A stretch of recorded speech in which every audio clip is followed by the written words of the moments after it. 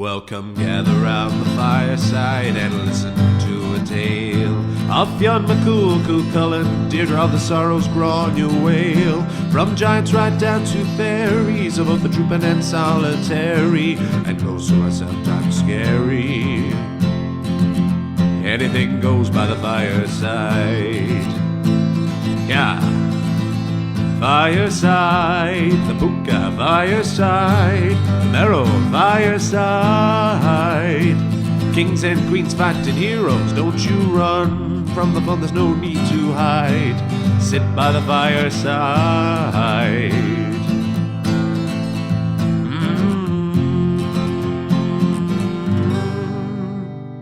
Fireside.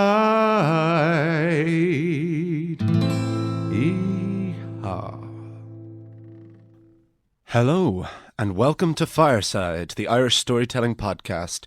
Each episode of Fireside, we take a story from folklore or mythology, retell it, have a chat about the story itself, and about the craft, culture, and history of storytelling. My name is Kevin C. O'Lahan, and I am your host and your Fireside Bard. It's episode 2. It is the second episode of Fireside, and I am absolutely delighted that we've even made it this far. Even the first one's always going to be the hardest. And so it's brilliant to have this podcast up on its feet again. Last week, we had The Legend of Knockmany, which is the story of the Giant's Causeway and of Fionn McCool.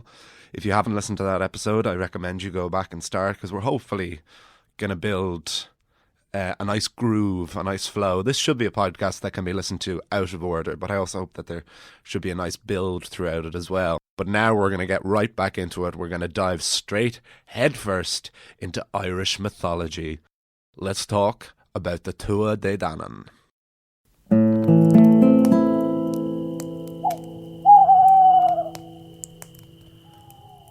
The coming of the Tuatha Dé Danann. The Tuatha Dé Danann, the old gods of Ireland, came to this land thousands of years ago. They ruled Ireland for less than 200 years, but their power and influence never truly left. This tribe came from the north, where they had 4 cities: Fallius, Gordius, Phineus, and Murrius. It is thought that these 4 cities were located in what is now called Norway. Noteworthy, considering that thousands of years later the Vikings would found most of the Irish cities we still live in today. The Tuatha Dé Danann landed off the coast of Connacht. They emerged from a mist on flying ships which they landed on the coastline. The men of Dea wanted to ensure that they settled in this new land, so they burned their flying ships. Clearly they didn't write down how to make more, hence why we have none today. Planes don't count. I want flying pirate ships. To list all of the members of the Tuatha Dé Danann would be absurd, and actually impossible, as we only have stories of so few of them left. But here are the big players for this story anyway. Of course, first and foremost, we have Danu, the mother of the gods, often called Dana, not to be confused with her pop star turned politician contemporary namesake. But it is thought that Danu did not come to Ireland with her children. Rather, it was her son Nuada who led them as their first king in this new land. Nuada's brothers were Ogma, who taught them writing, and Dian Caicht, the healer. There was also Neat, the god of battle, Credinus, the craftsman, and Govnu, the smith. And while each of these men had their special talents, Bridget is said to have had all of these talents in one. She was worshipped by poets, she could heal and smith. Half of her face was beautiful, the other half was terrifying. Her name meant the fiery arrow. Then you had the 3 sisters of the Morrigan, Bav, Macha, and Neiman. They were known collectively as the Morrigan. They're probably the longest lasting and most well known of the old Irish gods, in no small part to the fact that they represent fate and death. Bav is who would appear the most, as she was the battle goddess who appeared in crow form. The Morrigan were also sisters to another set of sisters who were also 3 in 1, Éire, Fola, and Banba, each of whom Ireland would be named after. And if you thought Ireland was only named after Éire, think again. Fola and Banba are also the name of Ireland, in the same way that England is also known as Albion. although these days Fola would be an uncommon name to name a child, and Banba is the name of that toy master on Mary Street in Dublin. Okay, is all of that clear? No? Yeah, it isn't. The Tuatha Dé Danann treasured three things above all: the plough, the sun, and the hazel tree. It is these things that they wish to dedicate this new land to, an Cull, an Cecht, agus an Grian. Not only did they plant hazel trees throughout this island, they also had 9 hazel nuts of knowledge and wisdom that were growing beneath the sea. They would one day be eaten by a salmon, but that's for later. The Tuatha Dé Danann brought 4 treasures from their old home, one from each of the 4 cities. From Gorius, a spear, that no battle would be lost or its wielder defeated. From Phineas, a sword that no one could escape from once it had been unsheathed. As king, Nuada took possession of this treasure.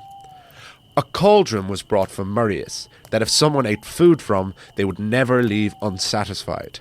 And finally, from Fallius, an Lia Fall, the stone of destiny, which would proclaim the king whenever he stood upon it. It was placed on the hill of Tara, which would become the seat of the High Kings of Ireland for centuries to come.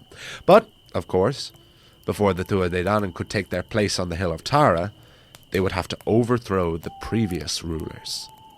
At the time of the landing of the Tuatha Dé Danann, Ireland was occupied by a tribe called the Firbolgs. It was the 2 messengers of the Firbolgs who first saw the landing of the Tuatha Dé Danann in Connacht on May Day.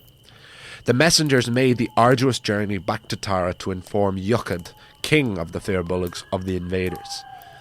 The messengers couldn't get their story straight, one claiming that the Tuatha Dé Danann arrived in flying ships, the other that they merely sailed. They couldn't agree whether these new settlers were mortal foreigners or otherworldly gods. This debate meant nothing to Yuchad, for he had already dreamed of the arrival of the Tuatha Dé Danann and was well aware of their threat. The next day, Yuchad met with his druids and councillors to chat about what should be done, and they were all in agreement to send their greatest warrior, Sreng, as a representative of their people to negotiate with the invaders.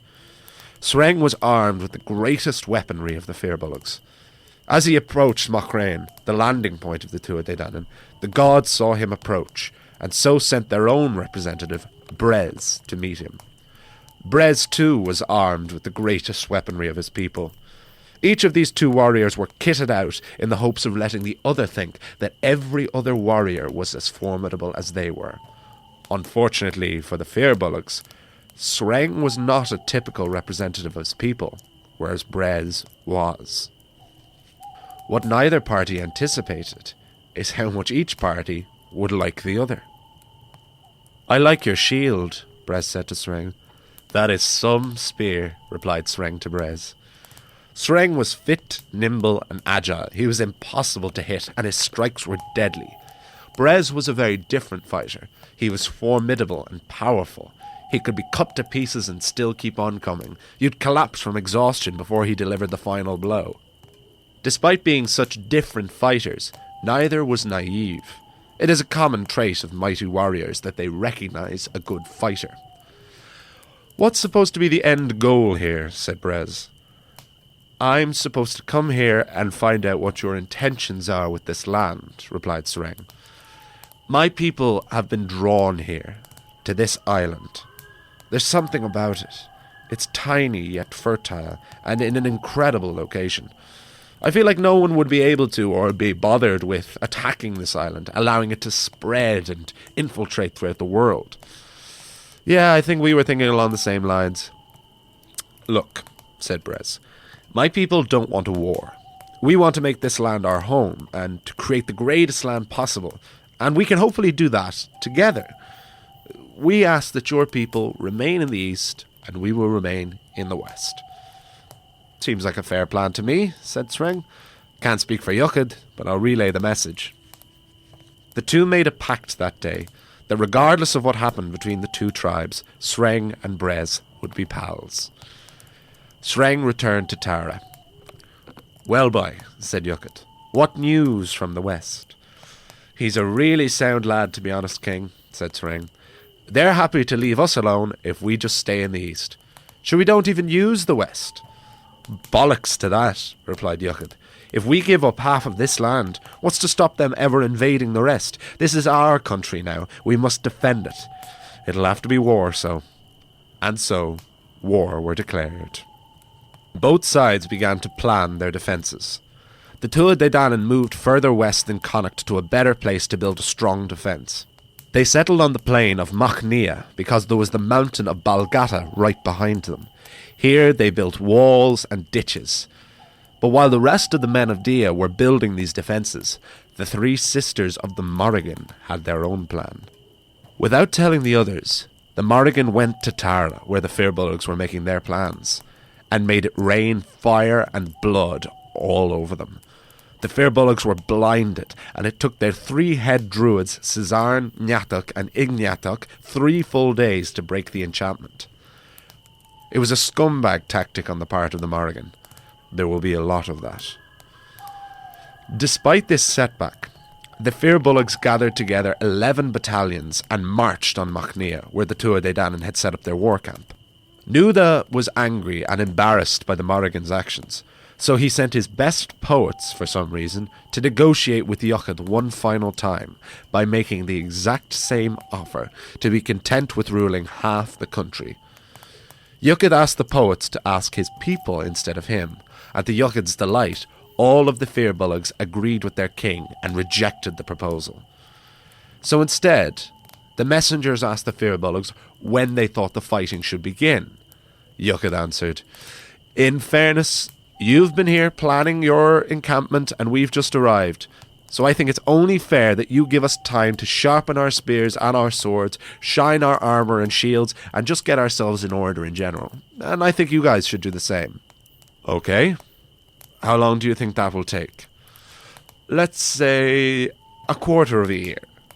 And so they waited a quarter of a year to start fighting, until at last, on a midsummer day, the Tuatha Dé Danann and the Firbolgs started beating the ever-loving shit out of each other.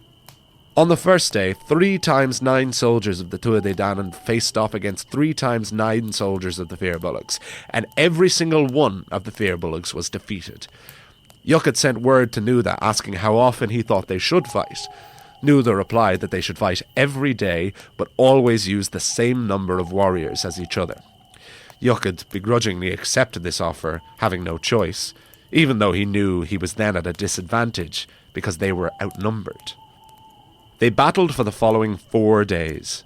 To their credit, the Firbolgs fought incredibly well, as there were heavy casualties on both sides, and there was no clear winner for many of those 4 days. And those that were alive at night time were healed in baths of every healing herb, so that they were refreshed for the next day's fight. But on the 4th day, the tide finally turned, and the Tuatha Dé Danann began to drive the Firbolgs back eastward. Yuchad himself was on the front line constantly, but on that 4th day, he developed a great thirst. He took 150 of his best men to a strand called Tra Yotella, but they were followed by 150 of the best warriors of the Tuatha Dé Danann. And there, at the strand of Tra Yotella, Yuchad finally fell. They buried him there. By this point, of the 11 battalions that had left Tara earlier that year, only 300 soldiers remained, led by the mightiest of them, Sreng. On Brez's persuasion, Nuada offered Sreng peace, and his choice of any of the 5 provinces of Ireland. Sreng chose the scene of their battle, Connacht, and it was there the Firbolgs settled permanently. One such descendant of the Firbolgs was Ferdia, the best friend turned foe of the bowed pup Cuchulainn. As for the Tuatha Dé Danann, they settled in Tara, the former seat of the Firbolgs, which would remain the seat of royalty in Ireland for generations, and to this day is why we know the county as Royal Meath. It is here that they placed the Lia Fáil, which would roar whenever a future king would step on it. And that's the story of the first battle in Ireland by the men of Dia, the Battle of Mac Turra. However, although the Tuatha Dé Danann were victorious in battle, there were casualties. More significant than any individual death was that Nuada, the king of the Tuatha Dé Danann, had had his arm cut off in battle by Sreng, the great hero of the Firbolgs. It may be considered fortunate that Nuada was only dismembered and not killed, but it was in the laws of the Tuatha Dé Danann that no man who was not perfect could be king, and so Nuada was removed from power. And it was the warrior Brez, who had gone to meet Sreng, who was chosen as the next king of the men of Dia. Less for his fighting skills, and more for his beauty. For the greatest joy of the Tuatha Dé Danann was beauty. They were all rides, but Brez was the biggest ride of them all. It was a saying that if any man, woman, horse or anything was fine, it was as beautiful as Brez. This is a tradition that they have passed down to us today. The Irish are a pasty, ugly people with the greatest love and appreciation of anything beautiful. Even though he was a ride, the reign of Brez would be plagued with misfortune because of the oncoming threat of a new enemy, the Fomor. To be continued.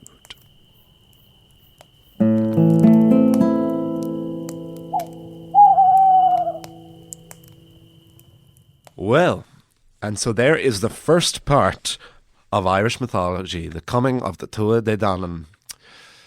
So, there's, as I touched on briefly in the first episode, there are 4 cycles, as they're called, that make up all of Irish mythology, or certainly what we have left of it. The mythological cycle, the Ulster cycle, the Fenian cycle, and the historical cycle. So this is obviously the start of the mythological cycle. It's the earliest chronologically, and it's the one that survived the very least in the conversion to Christianity and what we still have today. So the big thing when it comes to the Tuatha Dé Danann is, were they gods or were they heroes? And the answer to me seems pretty obvious, because the Christians, of course, demoted them. I mean, like, we do have the early Christian scribes to thank, because the fact that we have written evidence of such old stories anyway. But obviously there was casualties to the conversion, because monotheistic religion, as Christianity is, couldn't really embrace a polytheistic, multiple god scheme as the Tuatha Dé Danann seemed to be. So they got demoted. They did say that they were magical. They said that they were these immortal beings with magical powers who came from abroad, but that they were not gods. But there is some surviving texts from medieval times that does suggest otherwise. And as far as I'm concerned, like, from here on out, I'm going to continue forward as if they are gods. So the interesting thing, straight off the bat, is that it's weird that the very start of Irish mythology seems to be like jumping in halfway through a story, because the Tuatha Dé Danann were the 5th. They were the 5th people to come and settle in Ireland. But for everything that follows in terms of folklore and mythology, this is really the starting off point, because they reigned for a certain period, and then when the Tuatha Dé Danann faded from power and faded from memory, it's said that they were demoted and that they got smaller and smaller until they turned into the fairies of later folklore. And it is thought that that's why Irish fairies are so nasty, because they are these former gods who are angry at the human race for stopping worshipping them, which is really cool. Of course, those who listened last week know that the reverse happened to the pagan Celtic heroes. So Fionn and Cuchulainn and all, they're said to have grown and grown until they became giants with their reputation, which I think is one of the most interesting things I've found so far. I should have put this as a disclaimer beforehand, and I hope that those of you who would know a lot more of this than probably I would will forgive my pronunciations. In particularly with the mythology, the pronunciations are going to be a bit of an issue. I am trying my best. I'm not a native Irish speaker. I am trying to overcome that. I'm trying to learn more and more Irish as we go on. For the most part, I know there's probably not an agreed pronunciation on a lot of the names, but I've tried looking up phonetics and videos of hearing other people talk about these, and I think for the most part I am okay. I certainly hope. There are so many names though, and ones in there that I'm just like, it's just all the vowels. There's just so many vowels in Irish names. But we shall soldier on. There's no creation myth in Irish mythology, by which I mean there is no, in the beginning, God created the heaven and earth. We talked a bit about Greek mythology and Norse mythology last week. And Greek mythology and Norse mythology they have two quite interesting things. Greek mythology has a very definite start point. It has, like, in the beginning, there was chaos, and from chaos came everything else. Like, boom, start. That's when the entire world started. And as such a detailed chronicling, that's probably not a word, as such a detailed chart of everything that went after. Norse mythology has the exact opposite, where it has a definite end point. It has Ragnarok, which many people will now know because of the third installment of the Thor film series. Like, that happened. That does happen at the end of Norse mythology, and everything just ends, and that's where they went, and that's why there's no more Norse gods. They're all just gone. Ragnarok.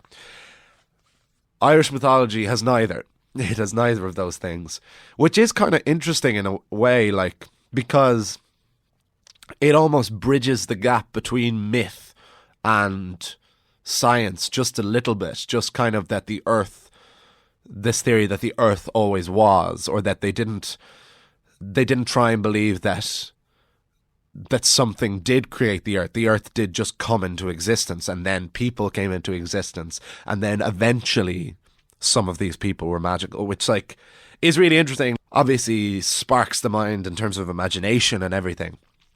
But before we talk about the Tuatha Dé Danann, let's talk a little bit about the Firbolgs. It literally means men of bags. So bullock is your stomach in Irish. Fear is men. So Firbolgs makes sense.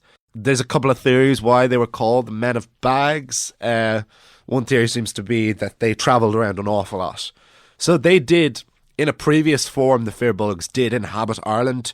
They're descendants of the Muintir Nemid, or the Nemidians, who previously inhabited Ireland. I think they were before even the Fomorians, but these all died out or went and moved to the rest of mainland Europe. So Ireland was totally uninhabited for a while.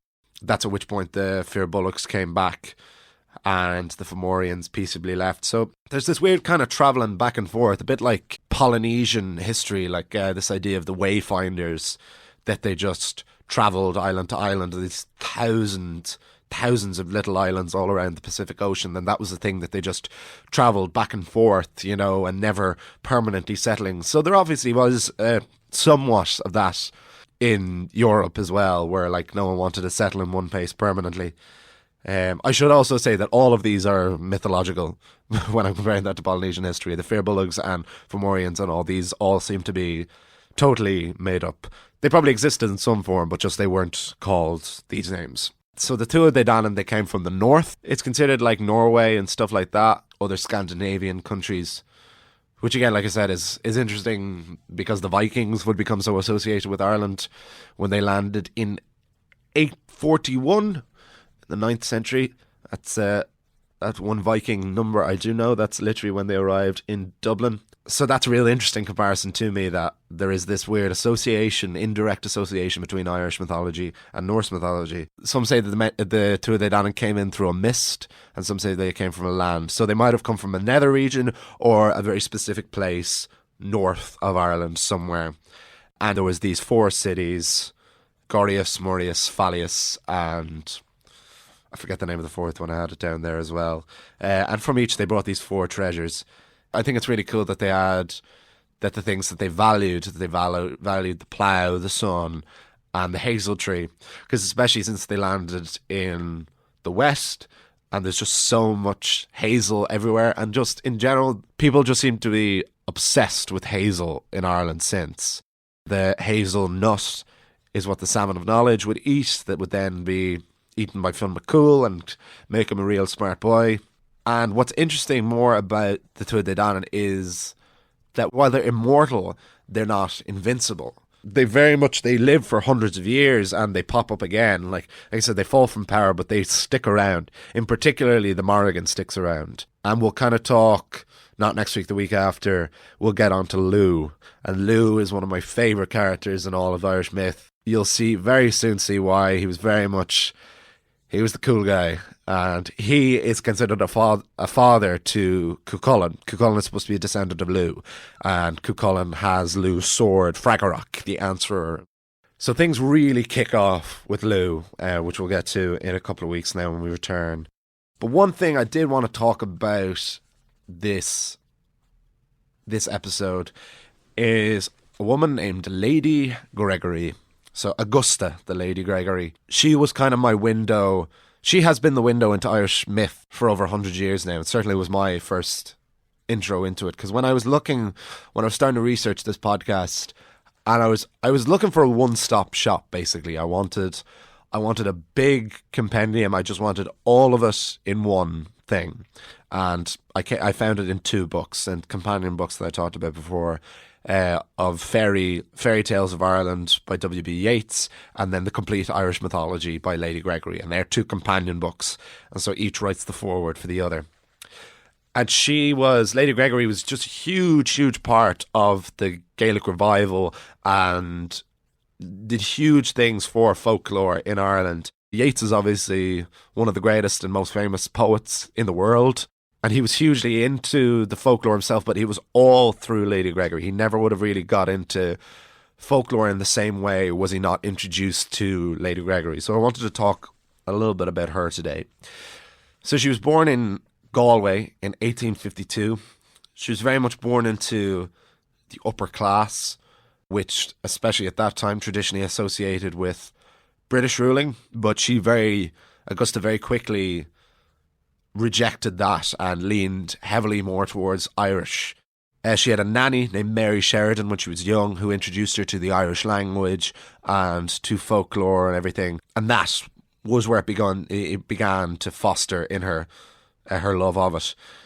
She married Sir Walter Henry Gregory in Cool Park near Gurt. Has to be one of the most Irish-sounding names ever, Gurt. Who was 35 years older than her. And so he died when she was only 42. They only had one son together who would die in World War One. It's actually where Yeats wrote the poem An Irish Airman Foresees His Death, if any of you are familiar with that. But she was a divil all throughout the marriage. She had several affairs and everything. But in 1893... Lady Gregory had a trip to Inisheer on the Aran Islands, and this is really what sparked the interest in the language and the stories in her adult life. So in 1902 and 1904, she published 2 books, which would eventually become the Complete Irish Mythology. So she published Cuchulainn of Merhivna and Gods and Fighting Men, and these 2 books would be put together later to become the Complete Irish Mythology. Yeats would call the Gods and Fighting Men book the greatest book to come out of Ireland in his time.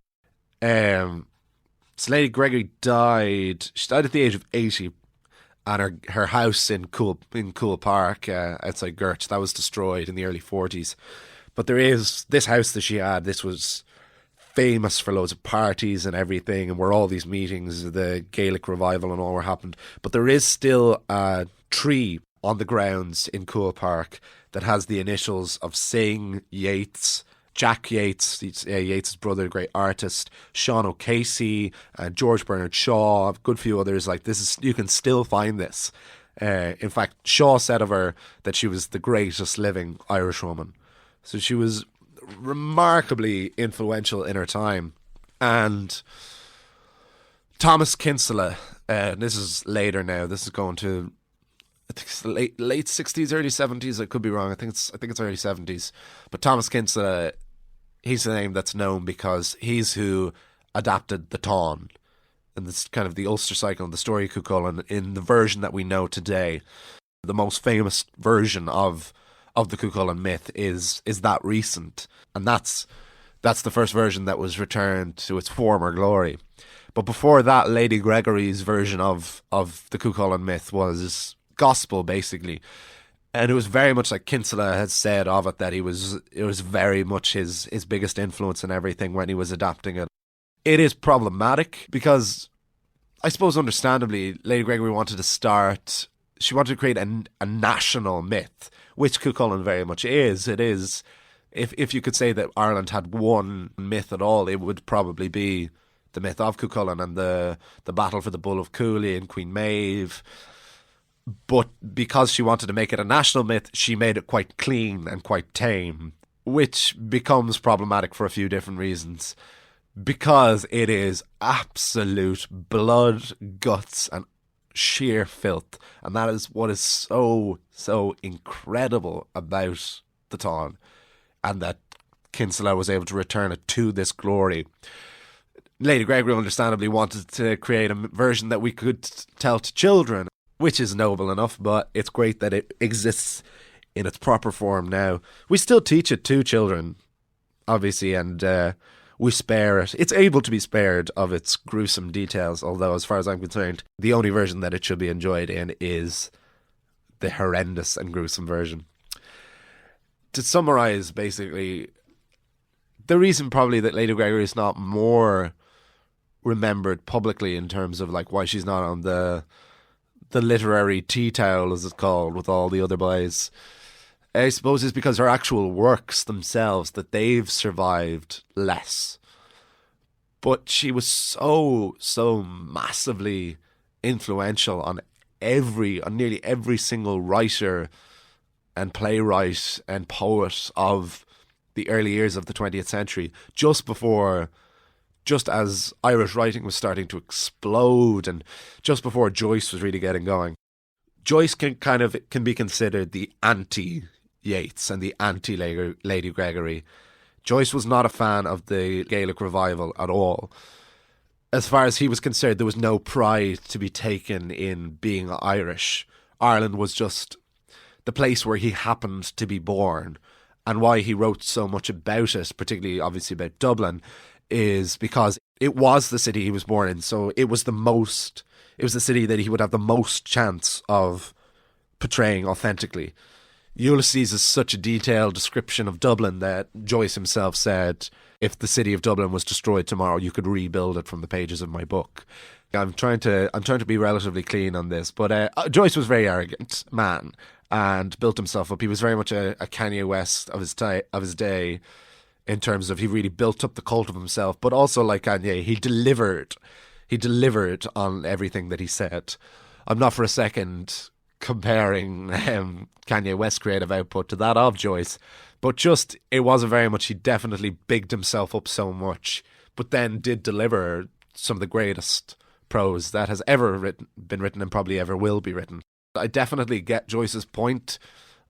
I like the humanistic approach that Joyce took, is that like we're all people, we're not Irish, we're not English, we're not American, we're just all human beings, and there's definitely something really cool to be taken from that. But I also like this idea of that these are our stories, the myths and the legends and all, they are our stories. And like I said in the introduction last week, they're known less. And if the Greek myths and the Norse myths were worldwide, if they're so popular, then certainly even in Ireland, why don't we know more of our own myths? So that's kind of my endeavour with this podcast. I think that fairly wraps it up. I hope you've enjoyed it. I hope you've enjoyed this episode. Next week, we're going to take another folktale. I'm looking forward to that now. It's one of my favourites that I've discovered next week's, and I'll tell you all about it then. And I hope you've enjoyed listening to it. I think we're going to find our feet as we go on more and more.